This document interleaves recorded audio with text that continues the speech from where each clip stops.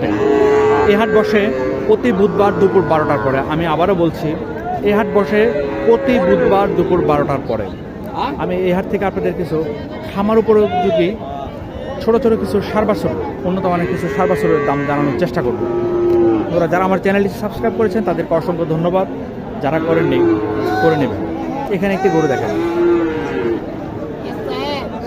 এটার জাতমানটা কি আপনারা বুঝতে পারছেন? আমার কাছে গিরের মতো মনে হচ্ছে কানটা দেখে, গিরের পার্সেন্টেজটা খুব কম।